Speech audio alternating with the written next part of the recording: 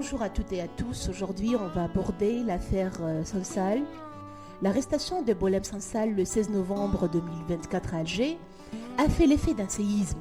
Écrivain reconnu dans le monde entier, voix critique et figure de la liberté d'expression, il se retrouve aujourd'hui au centre d'un affrontement qui dépasse largement son cas personnel. Entre accusation d'atteinte à la sûreté de l'État et mobilisation internationale en sa faveur, l'affaire Sansal révèle les fractures profondes entre liberté de parole et souveraineté nationale, tout en mettant à l'épreuve les relations déjà tendues entre l'Algérie et la France. Tout commence à l'aéroport Ouari Boumedienne d'Alger. À son arrivée, Boualem Sansal est arrêté par les autorités algériennes, la raison officielle des déclarations jugées offensantes pour l'intégrité territoriale de l'Algérie. L'écrivain aurait laissé entendu que l'ouest du pays était historiquement lié au Maroc. Immédiatement, il est placé en détention et accusé d'atteinte à la sûreté de l'État, d'atteinte à l'intégrité du territoire national et même de conspiration contre l'autorité de l'État.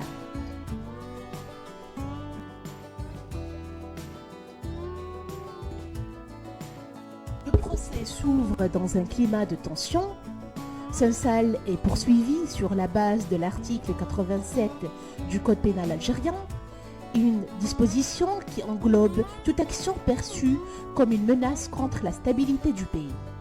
Les preuves avancées par l'accusation incluent des échanges WhatsApp avec l'ancien ambassadeur de France, jugé suspect, ainsi que des soupçons de proximité avec des mouvements indépendantistes comme le MAC. L'écrivain dément affirme que ses propos relèvent de la liberté d'opinion.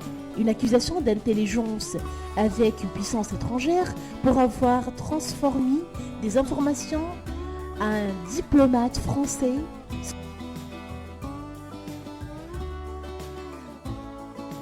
sera finalement abandonné par la Cour.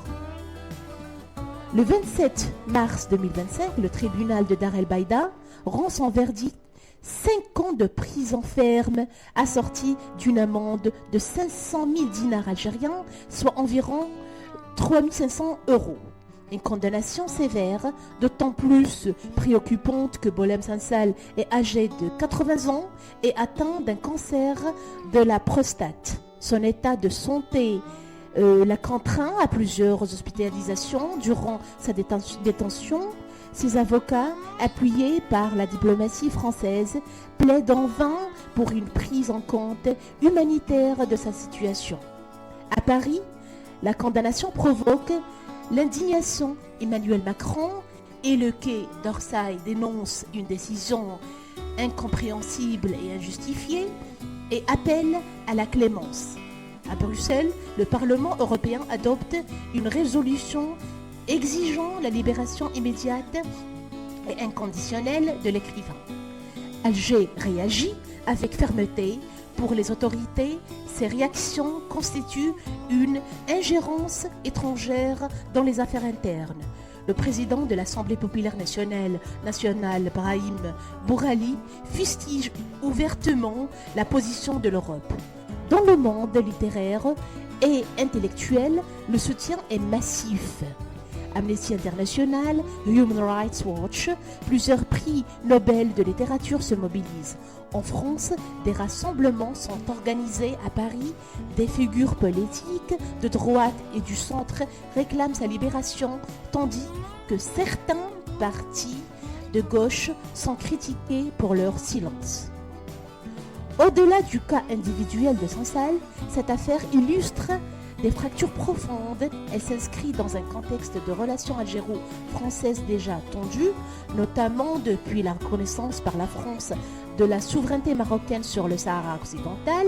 Elle met aussi en lumière les limites de la liberté d'expression en Algérie, où journalistes, écrivains et activistes sont de plus en plus nombreux à être poursuivis pour des propos critiques.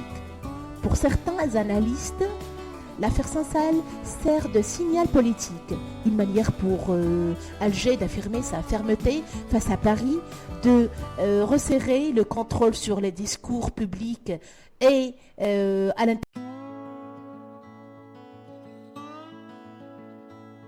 l'intérieur du pays.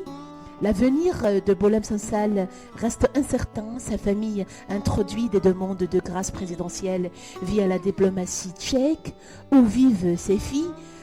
Sans obtenir de réponse, des observateurs estiment qu'une libération anticipée pourrait intervenir, notamment à l'occasion d'amnistie symbolique comme la fête de l'indépendance. Son état de santé fragile pourrait peser dans cette décision.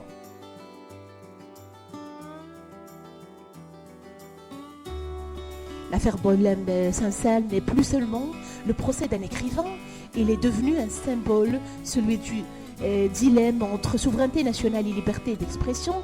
Il cristallise aussi la complexité des relations diplomatiques entre l'Algérie et la France, posant une question essentielle: jusqu'où un État peut-il restreindre la parole critique sans s'exposer à un isolement et à une contestation internationale croissante?